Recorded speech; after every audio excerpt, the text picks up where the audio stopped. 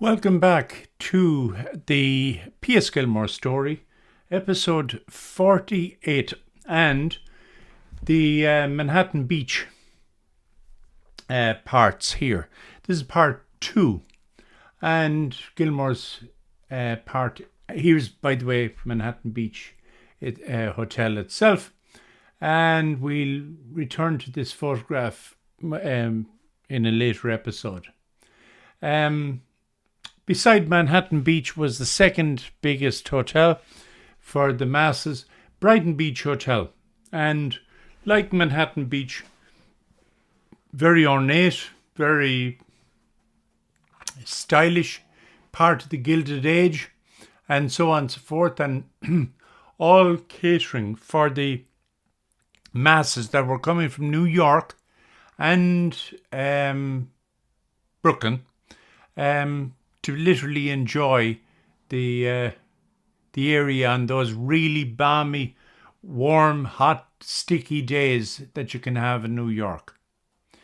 Here's a lithograph of the bathing pavilion in Brighton Beach. In the bathing pavilion, you could rent your costumes.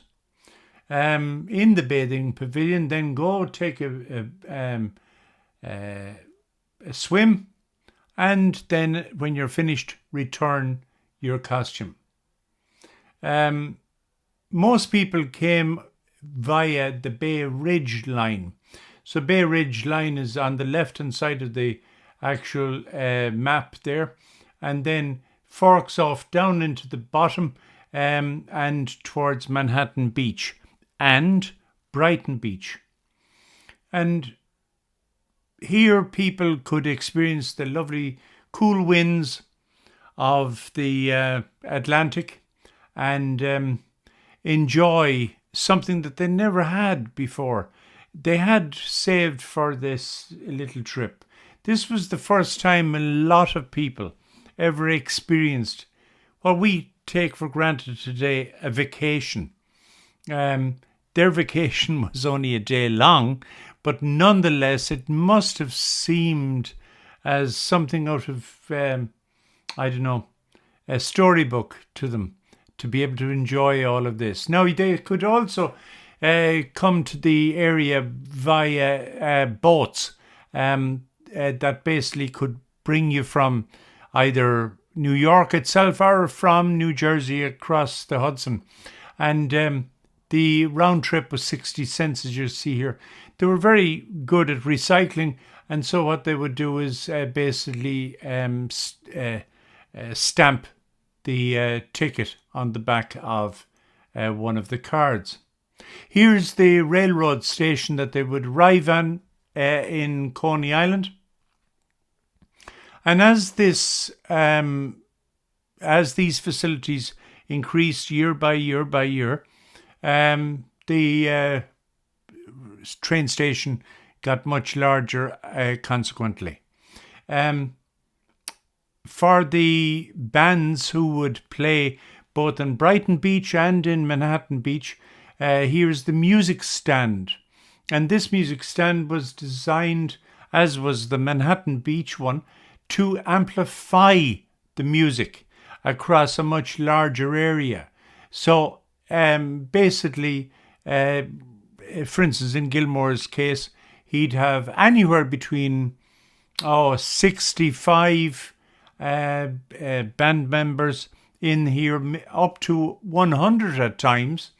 And you can imagine why 4,000 to 70,000 people were able to hear that much music without electrical amplification. Here are the people, by the way, sitting in front of the stand here. You'll notice they've got umbrellas up. Why? To protect them against the sun.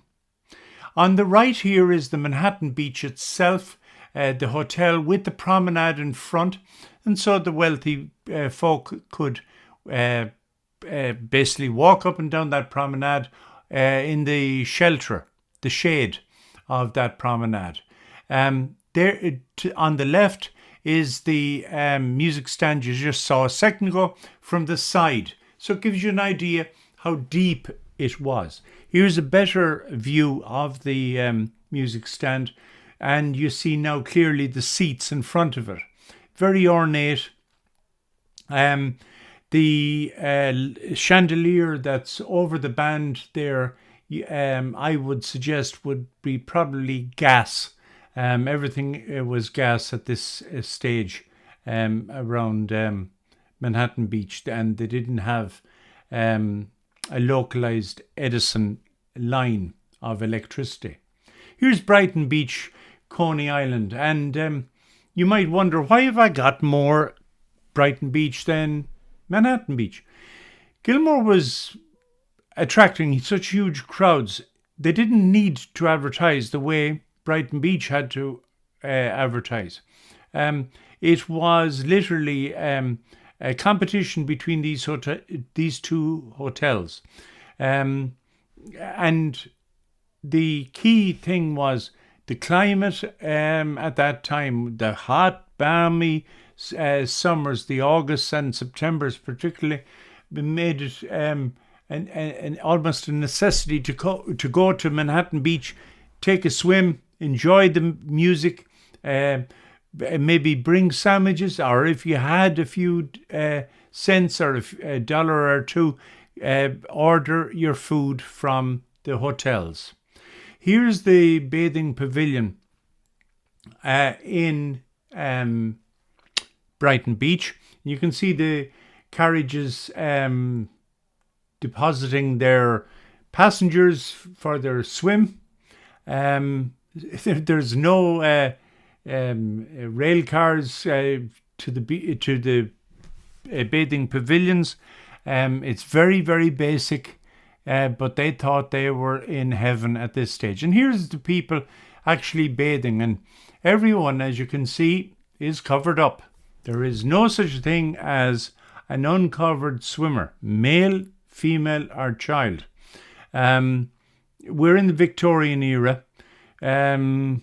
We have to be very careful how we dress. And in fact, you could get basically told off, at least by the local police. When you're finished, you could take a walk on the boardwalk or the promenade, as they call it in some places. And in the distance, over the two gentlemen on the right here, with one with blue suit on, that I believe is Manhattan Beach. On the left, that's Brighton Beach Hotel. So the two hotels were in view of each other, and they offered a very similar product, except, as we'll explore in the next episode, Manhattan Beach literally, I suppose, first of all, it had Gilmore. And at this stage, Gilmore's name had spread far and wide to Europe and so on and so forth. So people were coming from Greece, from everywhere and anywhere. So we'll look at that later. Here is an 1880 Gilmore's grand concert on Manhattan Beach. And you can see this is a program for the afternoon and also for the evening performance. So this gives you an idea. Two performances each day. And on the back of this particular program, we've got the bill of fare. So you can see here, for instance, types of fish. There's about 10 or 12 types of fish. There's at least 6 ways you can have your potatoes served.